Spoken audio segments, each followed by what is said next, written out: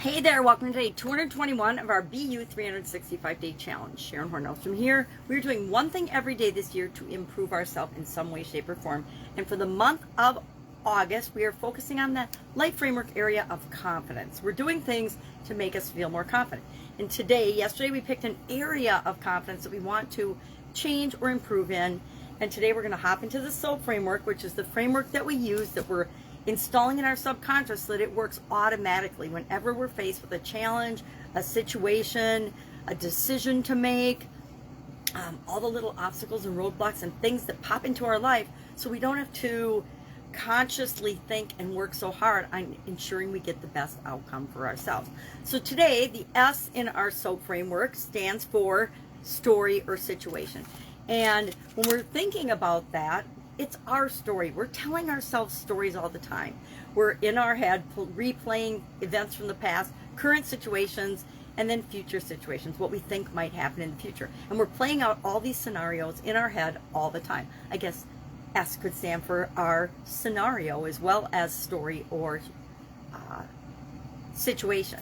But what we're going to do today, and I looked up a bunch of different things about storytelling, tips for storytelling, how to tell a good story, and I think I might share those. I wasn't going to because it's all convoluted, but I think I will, because when we're telling ourselves a story, we want to tell ourselves the best version of that story, or the most detailed version, so that we can analyze in our subconscious and ask ourselves, is this real or am I imagining things? Am I attributing characteristics and intent to people, places, and things that might not really be there? It's just based on when I was in the situation in the past. That's how I felt, and that's what I've experienced. And our experiences are real and valid, and we want to draw on them as we're telling our past and present story, because that's our current story.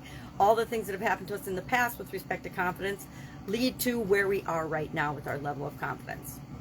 So we want to tell ourselves that story, but then we don't want to stay there, right? It's an area we want to change in our life. So we want to imagine and visualize and write the story in our mind and imagination how we want it to be. Our future story isn't written yet. We can create whatever we want. And we do that by focusing on the things that we want and designing that situation, that level of confidence in the situation we're working on, to be exactly the way we want it to be. Because if we visualize it and we think about it, we'll create that in our lives. I'm not going to go into all the details of how that works, the universal laws and stuff. If you're curious about that, you can ask or go Google it. But that's how the world works. Everything that comes into our life, we actually have a role in creating. So why not create the things we want versus the things we don't want? And the truth is, whatever we're thinking about, whatever we're focusing on, whatever we're feeling, that's what we're creating in our life. That's why this step of the process is so important. We have to know where we've been, where we are right now, and where we want to go. And that forms the gap that the rest of the SOAP framework will fill in over the next 3 days. The O, the A, and the P. We're going to not just figure out where we are and where we want to be, we're going to actually start filling in that gap. So what are some tips for telling a great story? And of course, our action item today, might as well share that right now, like it has been the previous months, is to say and tell ourselves the story of what is my current story. And part of that is understanding what are your past experiences that have played into the current situation. And then I say C to D, we're determining the C to D. I used to say A to Z, but that's really far apart. C to D is our current story, where we are right now, and our desired story, where we want to be.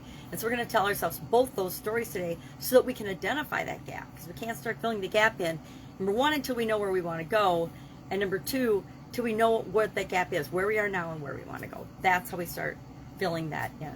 So what are some good tips for storytelling, telling an effective story to ourselves or to anyone else? Number one, choose a clear central message. So yesterday we selected the specific area of confidence that we're going to work on. I'm working on confidence with my interactions with my family as we help my mom move. And what's the past been like for that? Because we've had a lot of past experience with that and a lot of past moves. What's the current situation? What's going on right now? And I am pulling out the emotion and the feelings and the past drama and trauma and focusing on what's going on right now. Just the facts of what's going on right now. And then what do I want the desired situation to be? What do I want the outcome to be of this particular experience? How do I want it to go? And then I start to create that. So be clear on what it is that you're working on. Number 2, embrace the conflict. And boy, that's a hard one for some of us. But we need to embrace the places where we butt heads and where things aren't working out, because that's where our personal area of growth and improvement lies. When our lives are running around smoothly and everything's hunky-dory, we just keep going through and doing the same things and thinking the same way that we've always been thinking. But it's when we have challenges and problems and obstacles and roadblocks and things that are thwarting us from getting what we want, the way we want, or the way we think things should be for us in our lives, that we have to take action. We have to think differently, feel differently, look at situations from a different perspective, or we have to change ourselves in some way, because the bottom line is the only thing we can really change ever is ourselves, and the way we look at things, the way we choose to respond and react to different situations. And it's true in the area of confidence, just like any other area of our life. I think it's kind of an interesting secret that once we realize the only thing we can actually control is ourselves and how we respond and react and grow and interact with different things and the different experiences we have, it allows us to take back all of our personal power, and we stop letting people make us feel bad by the things they say or do. We stop taking responsibility for other people's actions, the things they say they do, because we have no control over them. It's like thinking we can control the weather. I don't know anybody yet that can do it, and maybe someday somebody will invent a weather or a time machine and they'll have control over things. But as the world stands and as we're sitting here now, no. So we can only control ourselves. But that means we have a huge point of power if we choose to control ourselves in ways that make us better and make the world a better place.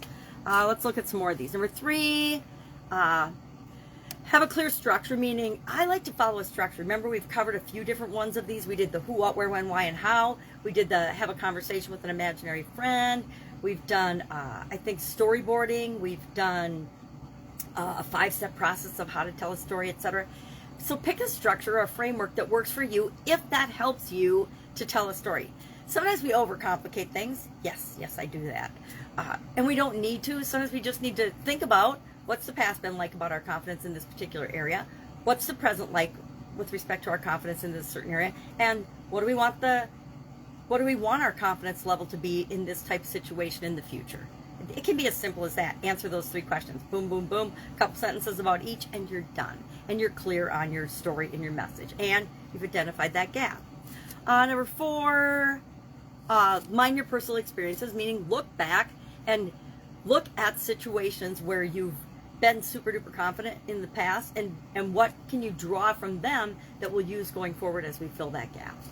Number 5, engage your audience. Well, you are your audience, so make sure that you're telling a story that engages you and all your emotions. Number 6, observe good storytellers, meaning watch as you're going about your day and find people that are great storytellers. All know people that are fantastic storytellers. They'll start to tell a story and they just suck you right into the story. I'm working on that, not one yet, but hope to be someday, right?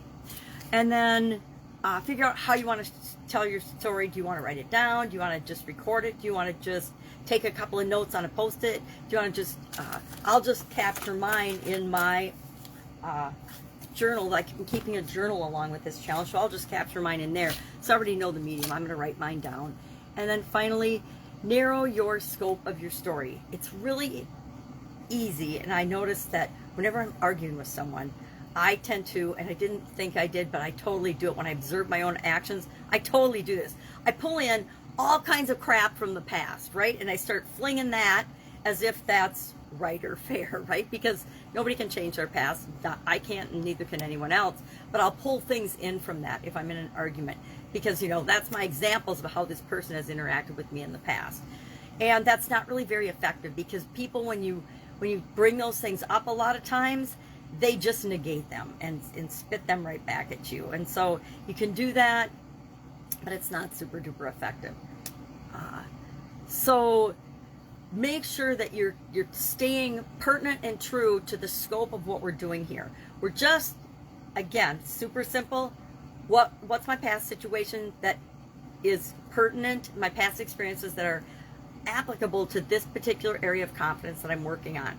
what is my current situation? How do I feel about it right now? We did that. We rated on, well, we didn't do this specific area of confidence, but I would say do that on a scale of 1 to 10. How do you feel about your level of confidence in this situation right now? 10 being awesome, 0 not so much, or 1 not so much. And then what do you want your desired situation to be? How exactly do you want your confidence to be in the area of dealing with the current or with the future situation, or a similar situation to this in the future? So I would, for example, think about someday my mom is going to have to move out of her Texas house. And so that means we're going to have to go through this process again. We've gone through it, I think, 4 or 5 times already.